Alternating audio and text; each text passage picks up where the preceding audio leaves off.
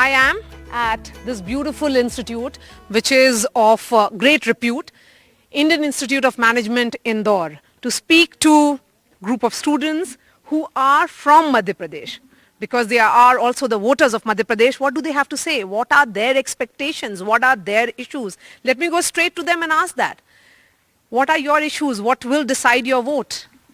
I think my vote specifically will be decided on the fact that who promise a stronger future for women also, because we've seen Madhya Pradesh historically has had a low gender ratio and literacy ratio for women. So I think something that promises a brighter future for the women would get my vote. Is gender also going to be priority for you? Yeah, for me it's majorly safety for women, because in the past few months there have been an increase in the cases of, assaults against women. So I think that's what we need. It's a need of the hour. Another woman, let me ask that question. So for me, definitely women empowerment is a key priority, but also considering the youth, the kind of empowerment opportunities that come up, not just generic, because what has been the case so far, but also specialized opportunity, keeping in mind the talent and skills of the people in Madhya Pradesh. The key issue in this election would be the equitable development. So far the development has been limited to few urban centers in Bhopal or Indore. But I believe that there's a need for rural development as well, because as a developing state with a large population, developing the agricultural sector, developing the rural sector can be a low-hanging fruit for the government.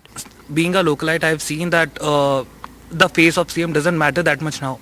It's a team that leads government, not a single person. And if we see even the opposition side, the fractions they are divided into gives a very vague idea what they're going to do with our state. So as of now, if we remove CM face right as of now, Shivraj Singh Chauhan, and that's going to happen anyways because he'll be pulled up in the national politics.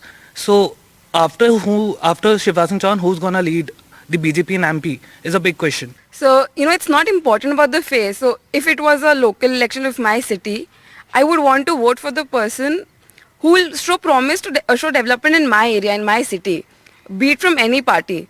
If they have a history of doing good work, I want better for myself and the people around me. Same goes for the state. So in the end of it, it matters who gives you the best of the things. It may be a person's face that gets you that, or it may be the promises the party makes. Election after election, we talk about caste. And people cast their vote as much as they look at their caste when they cast their vote. So how much of caste factor plays? Denying it is, I believe, utter stupidity, because it's a part of the Hindi belt reach, in fact the entire country per se. If you take caste out of the election, people will be confused what to vote upon. Work is not something... That's actually a good line. So yeah, it's a fact that people consider caste and it will not go out of play very easily. Thing is, as students of IIM, we don't differentiate on the basis of caste. But we do believe that whether a candidate is getting that candidature because he's from that particular caste and is a more deserving candidate not getting the candidature, because the party might think that a person from a particular caste might get more votes from that caste, or they might target their own issues on that basis.